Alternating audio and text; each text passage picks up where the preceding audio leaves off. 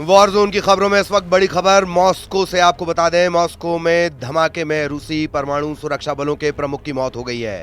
पहले जान लीजिए किस ग्रुप के वो मुखिया थे।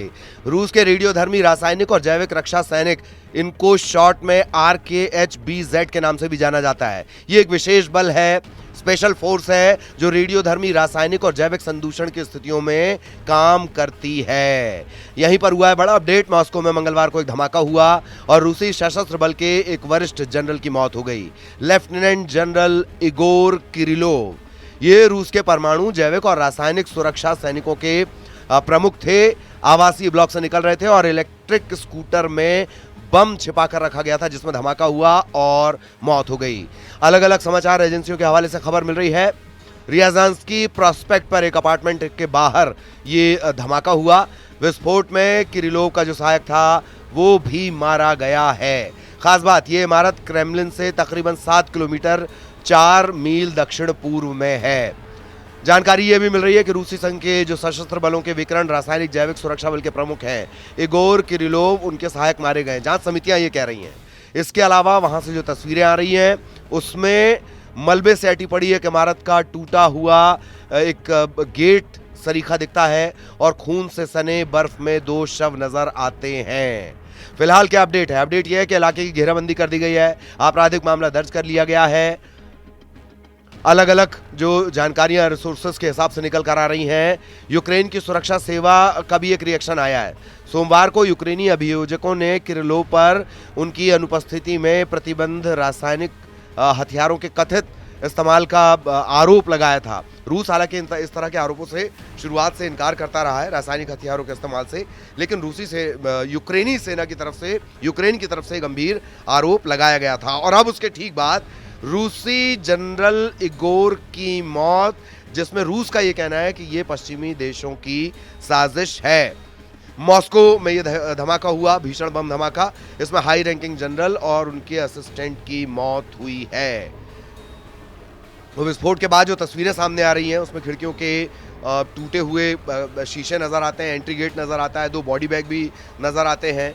एक और जानकारी आपको बता दें कि ये जो जनरल हैं किरिलोव, इन पर ब्रिटेन ने प्रतिबंध लगाए थे। प्रतिबंध लगाते हुए कहा था कि यूक्रेन में केमिकल हथियारों के इस्तेमाल की निगरानी जब की गई थी और क्रेमलिन के दुष्प्रचार के लिए एक महत्वपूर्ण मुखपत्र के रूप में इन्होंने काम किया है।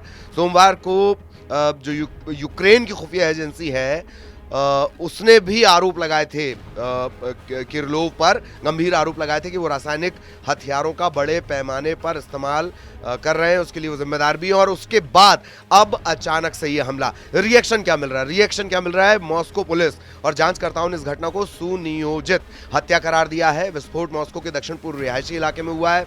एक इलेक्ट्रिक स्कूटर में जो विस्फोटक है वो प्लांट करके रखा हुआ था और तकरीबन 200 ग्राम TNT का इसमें इस्तेमाल किया गया है। धमाके में जनरल और उनके जो सहायक है उनकी मौके पर ही मौत हो गई।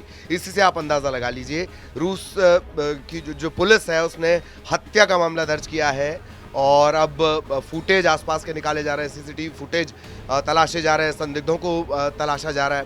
फिर जान लीजिए कि जो लेफ्टिनेंट जनरल इगोर किरिलोव थे, तकरीबन 54 साल की उनकी उम्र, radiation, chemical, biological defence troops के वो हेड थे और निडर सैन्य अधिकारी के तौर पर उनकी वहां पर पहचान थी। आरोप गंभीर लगते रहे हैं लेकिन उनकी पहचान अपने ग्रुप के बीच में एक निडर सैन्य अधिकारी के तौर पर थी।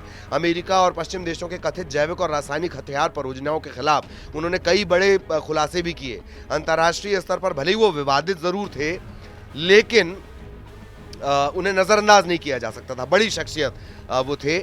उनकी मौत हो गई है, बम धमाके में उनकी मौत हुई है और ये एक इलेक्ट्रिक स्कूटर में ये बम प्लांट किया गया था।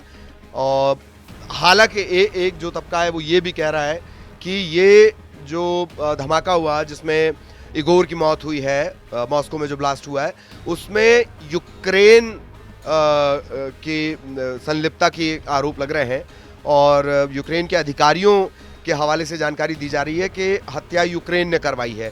यूक्रेनी मीडिया कह रहा है कि SBU, जो यूक्रेन की सिक्योरिटी सर्विस भी बताई जा रही है, उसने ये हत्या करवाई है। इस तरह की बात निकल रही है। ये अलग अलग हवाले से हमें खबर मिल रही है। तो फिर आपको बता दें, ये मॉस्को के राष्ट्रपति भवन क्रेमलिन से सिर्फ 7 किलोमीटर की दूरी पर, तकरीबन 7 किलोमीटर की दूरी पर हुआ। 200 ग्राम TNT का इसमें इस्तेमाल किया गया है। इगोर के बारे में और जान लीजिए। 2017 में वो न्यूक्लियर फोर्सेस के चीफ बनाए गए थे। रेडिएशन, केमिकल, जैविक हथियार, इन तमाम डिपार्टमेंट्स को वो लीड भी कर चुके हैं। ये धमाका इतना तेज था कि इमारत की 4 मंजिल ऊपर तक की खिड़कियों के कांच टूट गए। UN टूल्स के मुताबिक जो खबर मिल रही है, इस विस्फोटक से तकरीबन 17 मीटर 55 फीट मोटा मोटी वो इसका असर रहता है। धमाका इतना ज़्यादा होता है और इतने विस्फोटक से कोई अगर 1 मीटर के आसपास भी कोई मकान है उसे भी नुकसान पहुंच सकता है। अब एक इतिहास ये भी निकल कर आ रहा है, रूसी संसद के डिप्टी स्पीकर क्या कह रहे हैं, उनकी हत्या का बदला जरूर लिया जाएगा। लेकिन ये हत्या सिर्फ एक नहीं है, 4 महीनों से वो दुश्मनों का शिकार होने वाले तीसरे बड़े रूसी अधिकारी हैं। इससे पहले जो हत्याएं हुए वो जान लीजिए। 12 दिसंबर के आसपास रूस के जो मिसाइल एक्सपर्ट हैं मिखाइल शेतस्की, गोली मारकर उनकी हत्या कर दी गई थी। यूक्रेन पर डर्टी बम बनाने के आरोप भी लगे थे। सितंबर में भी मॉस्को के कोलोमा के पास जो ड्रोन स्पेशलिस्ट हैं कर्नल एलेक्सी कोलोमितीसेव, वो मृत पाए गए थे। ये रूसी सेना को ड्रोन की ट्रेनिंग दिया करते थे, ड्रोन के एक्सपर्ट्स थे, उसकी ये ट्रेनिंग दिया करते थे, इसीलिए वो फेमस भी थे।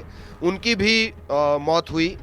और एक बात और है कि यूक्रेन पर डर्टी बम बनाने के आरोप लगाए गए थे। इगोर ने ये आरोप लगाए थे 2024 में अमेरिका की मदद से डर्टी बम ये बना रहा है और रेडियो एक्टिव मटेरियल का इस्तेमाल किया जा रहा है। बनाने में खर्च कम होता है लेकिन मारक बहुत ज़्यादा होते हैं ये डर्टी बम जिन्हें हम कह रहे हैं। 2018 में अमेरिका पर जॉर्जिया में रूस और चीन बॉर्डर के नज़दीक एक गुप्त बायोलॉजिकल हथियार प्रयोगशाला चलाने का आरोप भी इगोर लगा चुके थे, जिन्हें बम धमाके में जिनकी मौत हुई है, जिनका मर्डर हुआ है, हत्या हुई है। अमेरिका ने रूस पर यूक्रेन में केमिकल हथियारों के इस्तेमाल का आरोप लगाया था। इसके जवाब में किरलोव ने कहा कि रूस ने तय समय से पहले ही यानी सितंबर 2017 तक अपने सारे केमिकल हथियार नष्ट कर दिए हैं, जबकि अमेरिका ने ये काम 2023 में किया था। तो ये वो सारी वजह है जिसकी वजह से जो इगोर हैं वो लगातार चर्चाओं में रहे हैं। और अब उन्हीं इगोर किरिलोव उन पर उनका जो है वो उनका मर्डर कर दिया गया है, यानी ब्लास्ट में उनकी मौत हो गई है। एक और महत्वपूर्ण बात कि यूक्रेन की जो सिक्योरिटी सर्विस है उसने जंग में बैन केमिकल हथियार इस्तेमाल करने का आरोप लगाते हुए इन्हें दोषी मानते हुए सज़ा भी सुनाई थी। कनाडा की तरफ से इन पर पाबंदियां लगी थीं। और अब जरा परमाणु हथियार जान लीजिए मोटा मोटी, हालांकि ये आंकड़े कभी साफ नहीं होते हैं, कोई देश खुलकर ये बताता नहीं है, लेकिन रूस के पास सबसे ज़्यादा परमाणु हथियार है। और जिसके पास सबसे ज़्यादा परमाणु हथियार है उसी देश के परमाणु डिपार्टमेंट के हेड की एक ब्लास्ट में मौत हुई है। रूस के पास ये माना जाता है कि 5580 परमाणु हथियार है, अमेरिका के पास 5044, चीन के पास 500, फ्रांस के पास 290, ब्रिटेन के पास 225, भारत के पास 172, पाकिस्तान के पास 170, इजराइल के पास 90, नॉर्थ कोरिया के पास 50। ये आंकड़े सिप्री के हैं जो इस तरह के आंकड़ों को मैनेज करती है, इस तरह के डाटा को लेकर सामने आती है। ऐसे देश जो रूस, जिसके पास सबसे ज़्यादा परमाणु हथियार हैं, उसका जो प्रमुख है, न्यूक्लियर चीफ प्रमुख, स्कूटर बम, इलेक्ट्रिक स्कूटर में बम लगाकर उड़ा दिया गया है। यूक्रेन पर ये आरोप लग रहे हैं कि यूक्रेन ने यह हत्या करवाई है।